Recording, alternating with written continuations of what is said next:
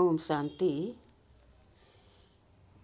मन के सारे बोझ खत्म करने हैं तो इन दो तरीकों से कमाएं दुआएं।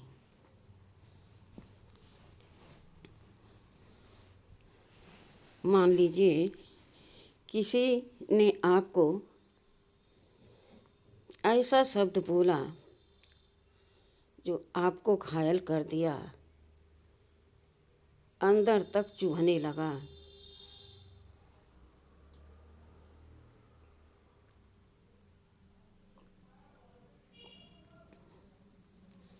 तो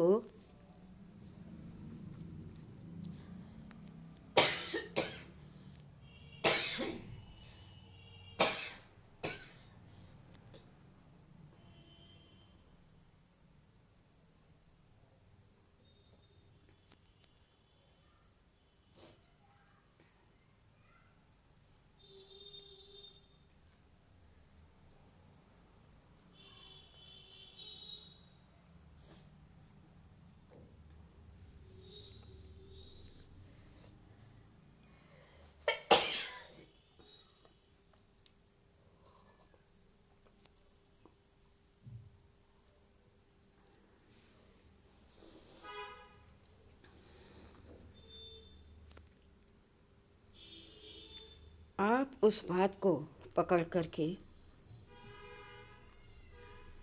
अपने अंदर, जैसे एक हीरा होता है, मोती होता है, छुपा करके लोग डिब्बी में रखते हैं, इसी तरह से उस बात को आप अपने दिल के अंदर रख लेते हैं।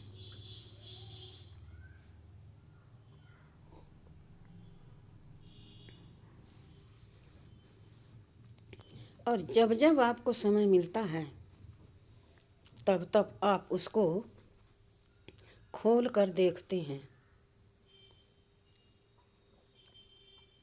यानी उस शब्द को इतने बेसब्री से सुनते हैं। और फिर क्या होता है,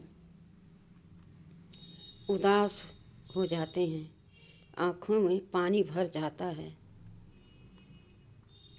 इस व्यक्ति ने हमें इस तरह से शब्द बोला था।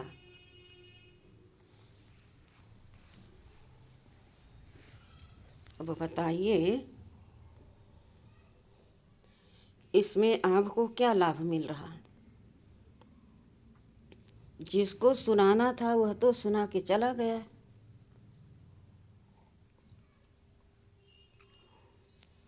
बार बार आप उस बात को सोच करके अपनी शक्ति को छीन कर रहे हैं, अपनी ऊर्जा को खत्म कर रहे हैं। आप कमज़ोर और भयभीत होते जा रहे हैं। कैसे कैसे लोग हमें सुना देते हैं और हम कुछ कह भी नहीं पाते।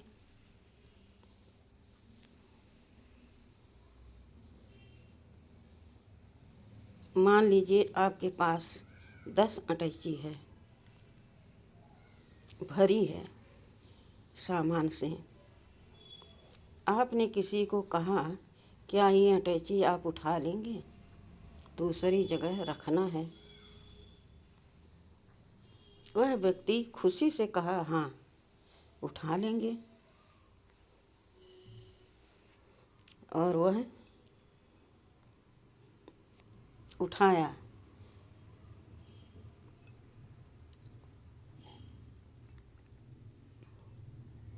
अब उसके ऊपर है वह कितना भारी अटैची उठा सकता है। मान लीजिए किसी में 25 किलो वजन है, किसी में कम है, तो वो 2 से 3 उठा सकता है, या 2 उठाया और एक छोटी अटैची है उसको ऊपर रख लिया। इस तरह से वह अटैची आपकी जगह पर पहुंचा दिया। आप हल्के और खुश हो गए कि नहीं हो गए कि भाई इतना भारी सामान था, इन्होंने बड़ी मेहनत के साथ हमारा सामान यहाँ पहुँचा दिया। दिल से क्या निकला, भाई बहुत बहुत धन्यवाद, आपने हमारी अटैची को हमारे स्थान पर पहुँचा दिया। आपने बदले में उसको मेहनताना दिया। फिर उसने क्या कहा, बहुत बहुत धन्यवाद साहब, चलता हूँ। विचार कीजिए, जिस तरह से उस अटैची में भार था, उसी तरह से भार आप अपने मन के अंदर छुपाए हुए हैं। क्या खुश रह पाएंगे? आपके पास 10 अटैची थे, उसमें इतने सामान भरे थे कि आपकी हिम्मत नहीं हो रही थी किस प्रकार से हम दूसरे स्थान पर इसको भेजें। लेकिन कोई आ गया ना आपकी मदद करने, और उसने स्वीकार किया कि हाँ हम उठा लेंगे, और उसने आपकी जगह पर पहुंचा दिया अटैची। बदले में आपने उसे पैसा भी दिया, शुक्रिया भी किया, और वह भी आपका शुक्रिया किया, धन्यवाद किया।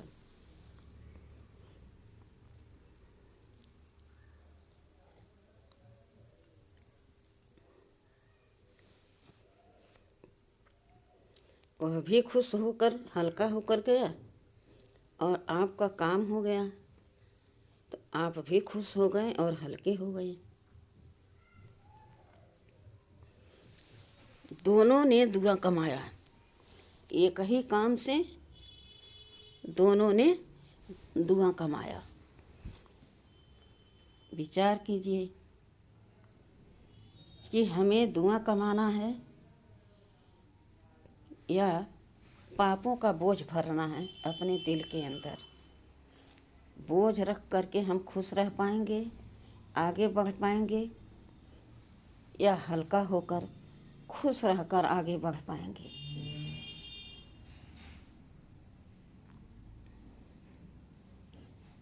जज करो स्वयं और आगे स्वयं बढ़ो।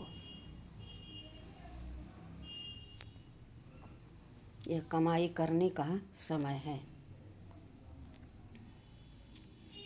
कैसे दुआ कमाएंगे? किसी के बोल को, कर्म को अपने अंदर रख कर आप हल्के नहीं रह सकते। इसलिए बुरी बातों को, नेगेटिव बातों को, दूसरे की बातों को आप यह संकल्प करें कि मेरे काम की यह चीज़ नहीं, मैं इसे अपने पास नहीं रख सकता। कोई पूछे उन्होंने आपको ऐसा बोला, आप उत्तर में उनको क्या जवाब देंगे? उनको जवाब देना पता नहीं, कुछ बोला होगा, मैंने तो सुना ही नहीं, और सुना तो मेरे काम का था ही नहीं, तो मैं उस पर क्यों फोकस डालूं, क्यों उस बात को हम याद करूं।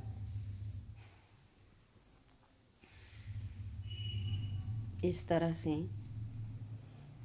आगे बढ़ें और देखें, जिस तरह से हम किसी की बात को लेकर के, किसी के काम को देख करके दुखी होकर भारीपन अपने अंदर बोझ भर करके जी रहे थे, कोई अगला तो नहीं इस तरह से परेशान है। जैसे कोई आपके सामने आकर आपसे अपना दुखड़ा रोए, उसका कारण आप जानकर उसका निवारण जरूर करें।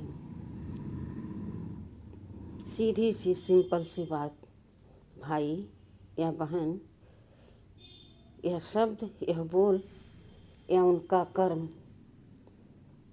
आपके काम का नहीं है, तो आप इस पर क्यों जोर डाल रहे हैं? क्यों इसको याद करने की कोशिश कर रहे हैं?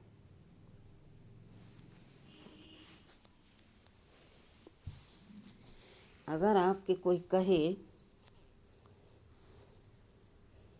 कि चलो वहाँ बहुत सारी गंदगी है, साफ करने चलें, तो क्या आप जाएंगे?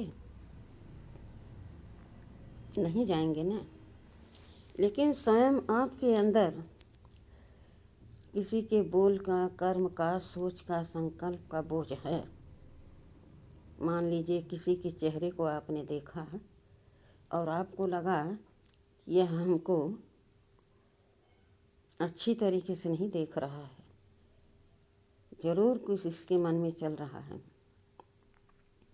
उसके मन में क्या चल रहा है और भी तो कारण हो सकते हैं। हो सकता उसके सामने कोई और परेशानी हो,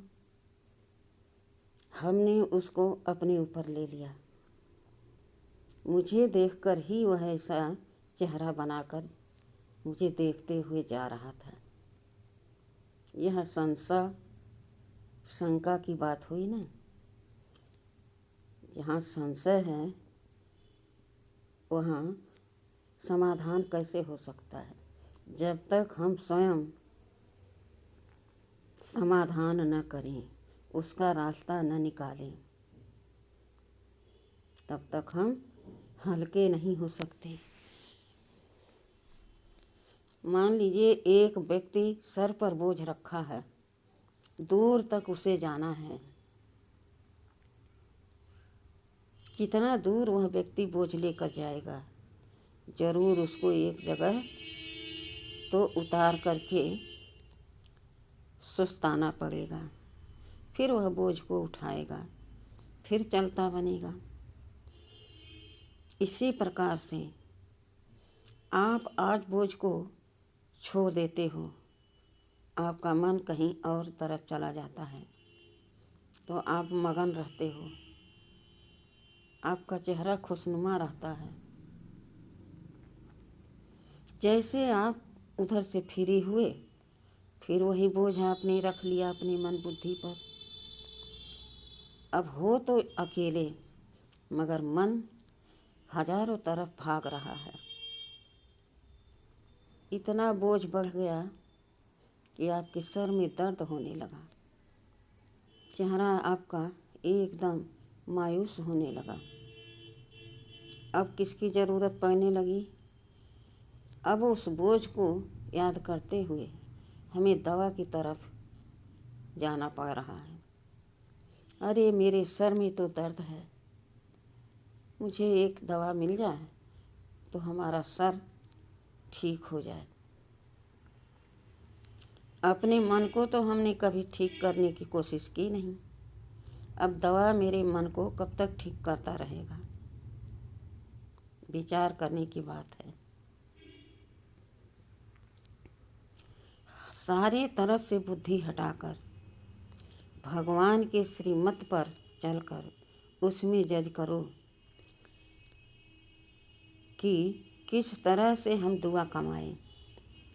बद्दुआ की तो बात ही न अपने मन में आने दें। ढूंढते रहें और कर्म में उतारते रहें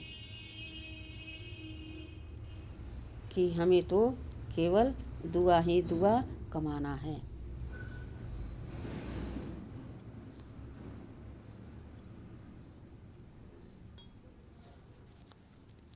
अब दुआ कैसे कमाएंगे?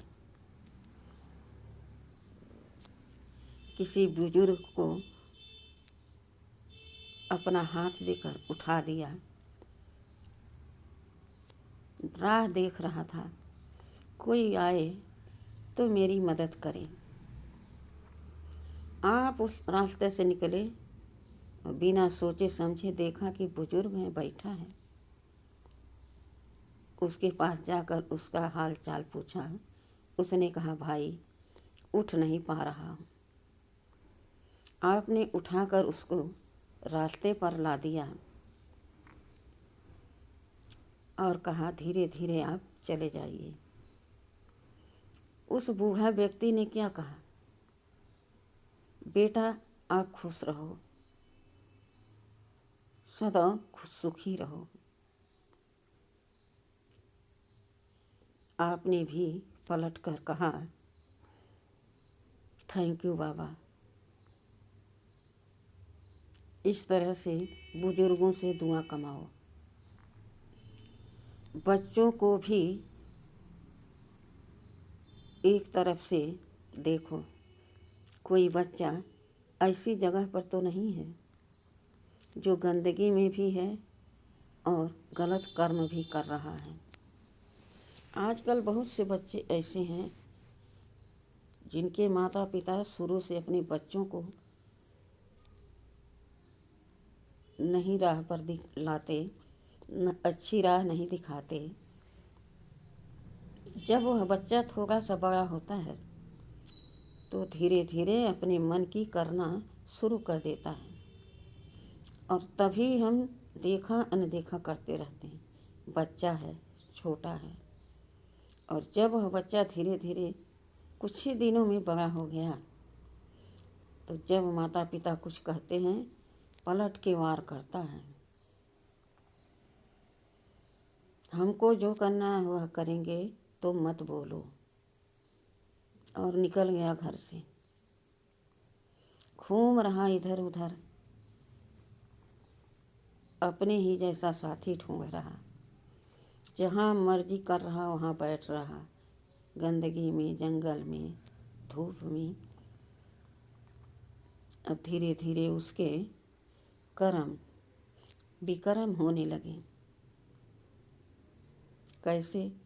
संगत में पड़ गया, कहीं बीड़ी सिगरेट, कहीं मार पीट, कहीं चोरी। अब उसको अपनी ही धुन में मज़ा आने लगा। माँ बाप एक तरफ और बच्चा एक तरफ। अब माँ बाप के ऊपर बच्चा बड़ा महसूस होने लगा। माँ बाप सोचने लगे, अब मेरे हाथ से निकल गया, अब यह सुधरने वाला नहीं है। इसी को कहा गया है, समय रहते ही चेत लो, वरना बाद में पछताओगे। कभी भी अपने बच्चों को ऐसी छूट नहीं देनी चाहिए जो हमारे संस्कारों से, हमारे कर्मों से अलग हो। पहचान तो आपको मिलती रहती है, लेकिन आप कहते हैं अभी बच्चा है।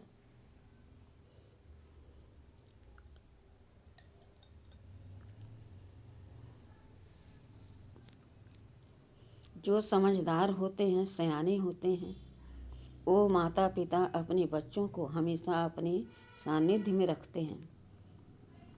उनको कहीं जाने आने के लिए या खेल कूद ही, पूरा दिन बच्चा बाहर है तो जैसा वहाँ का वातावरण, जैसी संगत, वैसा उस पर प्रभाव पड़ता है और वह धीरे धीरे उसी रास्ते पर चलना शुरू कर देता है। अब हमारे मुख से सदैव उस बच्चे के साथ जो अपना खून है, एक अलग अंदर से दर्द भरा शब्द निकलता है और हम गलत सलत बोलते रहते हैं। कभी कभी तो इससे माँ होती हैं, ऊब जाती हैं, तो कहती हैं जा मर जा, जा तू हमारे आँख से सामने से चला जा। जब पैदा किया था तो कितना उमंग उत्साह हुआ, आज हमारे बेटा हुआ है, आज हमारे एक घर में लक्ष्मी आई है। और वही जब आपके सामने धीरे धीरे बड़ा हो रहा है, आपको सुख देने लायक हो रहा है, हाथ बटाने लायक हो रहा है, तो आपके मुख से ऐसे शब्द निकल रहे हैं और आप धीरे धीरे उस सारे बच्चे के हरकत को अपने अंदर भरते जा रहे हैं, दुखी होते जा रहे हैं। विचार कीजिए, अगर आप गफलत नहीं किए होते तो आज यह दिन आपके सामने नहीं आता। माँ ही एक ऐसी है जो अपने बच्चों को अच्छी शिक्षा दे सकती है, लेकिन कब? जब माँ भी उस तरह की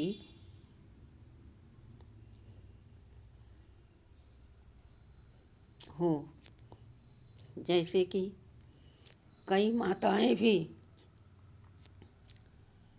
गलत रास्ते पर रहती हैं, भरी सड़क पर बैठ जाएंगी, कहीं बीड़ी मुंह में लगाई हैं तो कहीं गलत किसी का बुराइयाँ कर रही हैं,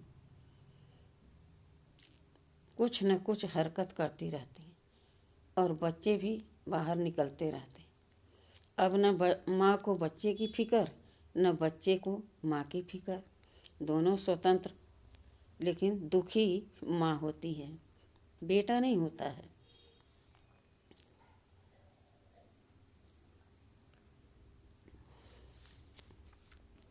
धीरे धीरे बेटा बड़ा होता जाता और धीरे धीरे माँ बूढ़ी होती जाती। अब माँ को लगता कि मेरा बेटा मेरा हर बात, हर कर्म, मेरी हर बात सुने और मेरे हर कर्म को अच्छी तरह से करे। लेकिन अब तो वह खुद समझदार बड़ा हो गया, उसको जो अच्छा लगेगा वही करेगा वो। इसलिए धुआं कमाना है तो अपने अंदर सारे बोझ निकाल दीजिए। कोई भी बोझ किसी प्रकार का हो, मेरे पास धन था बहुत चला गया, मेरे पास इतना प्यार था, सभी लोग हमसे बहुत प्यार से बात करते थे, घर परिवार नाते रिश्तेदार, लेकिन आज धन चला गया तो कोई मुझसे सही से बात नहीं करता। दो बोझ ले लिया। तीसरा, कभी मेरे तन में इतनी शक्ति थी कि मैं सारे काम कर डालती थी, आज मेरी वो हालत है कि कोई मुझे एक गिलास पानी देने वाला नहीं है और मैं खुद नहीं ले सकती। जब मजबूरी में मैं पानी लेती हूँ तो मुझे सबके ऊपर बद्दुआ निकलती है। ख्याल रहे, आपके किसी भी अकाउंट के कारण आपको यह समय आपका दर्पण बन गया है। अब आप उसको देखिए, विचार कीजिए और सारे बोझ को हल्का कर दीजिए। सबका समय आता है और हर समय एक जैसा नहीं रहता है। सबका हिसाब किताब है इस धरती पर। हमें किसी से कोई शिकायत नहीं करनी है। शिकायत हम क्यों करें? सब अपने अपने रोल प्ले कर रहे हैं, सबका अपना अपना पार्ट है। यहाँ तक कि शक्ल भी एक न मिले दूसरे से, कर्म भी एक के न मिले दूसरे से, बोल में भी अंतर है तो व्यवहार में भी अंतर है। हमें किसी का कोई दोष नहीं, यह कर्मों की खेती है। जैसा हम सोचेंगे वैसा हमारा शक्ति, व्यवहार, संतुष्टता, संपन्नता, खुशनुमा चेहरा होगा। और जैसा हम कर्म करेंगे वैसा हम स्वयं बनेंगे, जैसा हम सोचेंगे वैसे बन जाएंगे।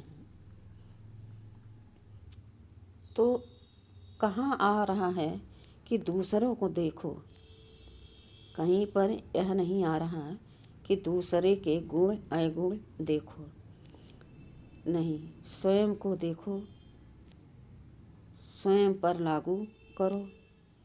कंट्रोलिंग पावर अपने अंदर होना चाहिए कि कोई भी परिस्थिति आए, मुझे कैसी भी परिस्थिति आए, हरा न सके। मैं इतना हल्का हूँ जो उड़ने में मुझे देरी न लगे। जैसे कोई हलचल आ रही है, उसी बीच में रहते हुए हम अचल अडोल। स्मृति लाएं, मैं आत्मा हूँ, इस शरीर से न्यारी हूँ।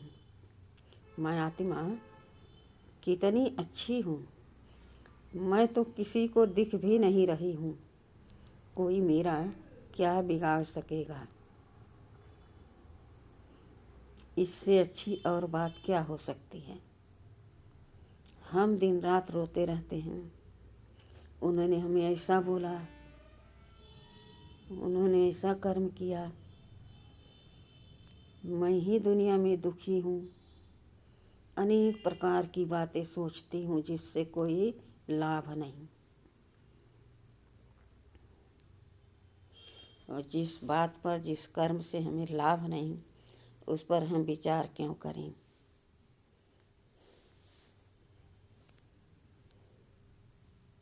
कोई गरीब है, मेरे पास तो सब कुछ है, कहते हैं भीखी में से भीख दो तो 2 लोक जीत लो। ऐसा वृत्तांत सुदामा जी का है। उन्होंने मुट्ठी चावल देकर के 2 लोक जीत लिया। हम बच्चे क्या करते हैं, आज तक 20 साल से इस ज्ञान को समझे हैं, फिर भी अपने अंदर धारण नहीं कर पाते। अगर किए रहते हैं तो जब समय आता है तो है गुम हो जाता है। और रावणी माया हमारे सामने आकर हमारा हाथ पकड़कर कहती है, चलो तुम क्या किसी से कमज़ोर हो, चाहे किसी को इस हाथ से मारने जाओ वहीं गिर पड़ो, लेकिन हम अपने अकड़ को कम नहीं कर सकते। फिर बाद में पछताते हैं। नाहक इनसे हमने बैर किया, हम उनके सामने टिकने वाले नहीं हैं। फिर भी वही बुरी बातें। मैं तो आत्मा हूँ, मुझे कोई देख भी नहीं सकता, छू भी नहीं सकता, तो चिंता करने की क्या बात है।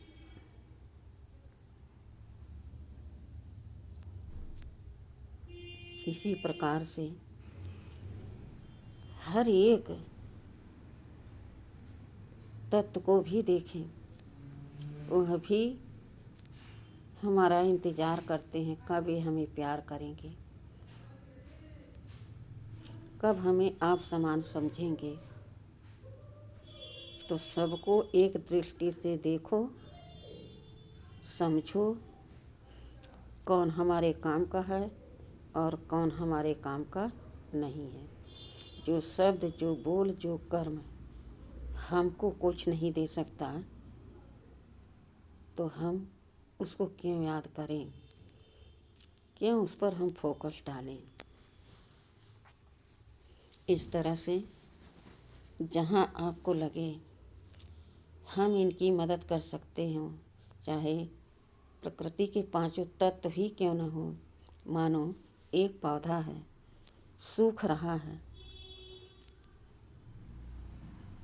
घर में 10 लोग हैं, लेकिन कोई उस पर अपनी नज़र नहीं डाल रहा, अपनी मन बुद्धि से नहीं देख रहा कि देखो सूख रहा, और मेरा मन बार बार वहीं पर जा रहा है। तो हम किसी का बिना इंतज़ार किए जल लें और उस पौधे में डाल दें। पौधा हरा होते ही हमारे मन में एक हरी शक्ति आ जाएगी, एक प्योरिटी की शक्ति आ जाएगी, सत्यता की, उमंग की शक्ति आ जाएगी। वाह, अपने अंदर इतनी हिम्मत आएगी, खुशी आएगी। देखो हमने इसको पानी दिया, यह हरा हो गया, वह पौधा कितना आपको दुआ देगा।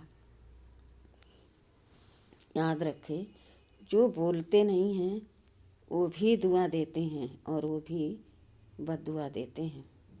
प्रकृति हमारे सहारे है। इस पांचों तत्व को हमें ही देखना है। उनको भी हम शक्ति देते हैं, पावन बनाते हैं अपने वाइब्रेशन से, अपनी सोच से। जब वह हमारे काम में आती हैं, इतनी खरी उतरती हैं, कहीं पर औषधि के रूप में लगाओ तो वह तुरंत दर्द दूर करते हुए घाव को भर देती हैं। यह तो सबको अनुभव है।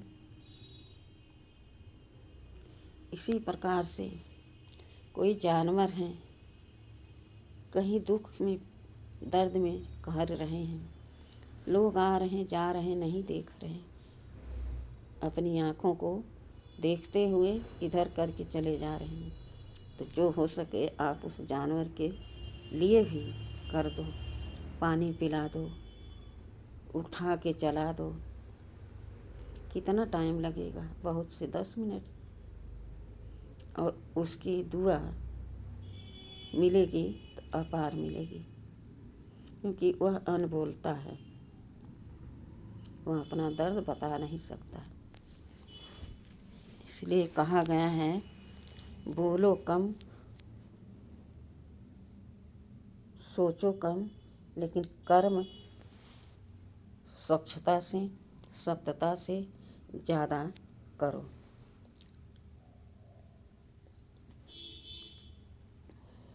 सोच के छोड़ दिया, किसी से शेयर करके छोड़ दिया कि मुझे यह काम करना है, और कर्म को छोड़ दिया तो कोई फल नहीं मिलेगा। सोचा, छोड़ दिया, क्या उसका फल बनेगा? नहीं ना। तो हमें कर्म करना है, वो भी सोच समझ कर। तो इस तरह से दुआएं कमाएं और दूसरों को दुआएं दें। कोशिश करें कि हमको भी सामने वाला दुआ दे और हम सामने वालों को भी दुआ दें। कितना अच्छा होगा। कई घंटों तक अंदर खुशी बनी रहेगी, नकारात्मक दूर रहेगी, सकारात्मक में हम मगन रहेंगे और सामने वाला को भी यही फील होगा। तो आज से हम संकल्प करें,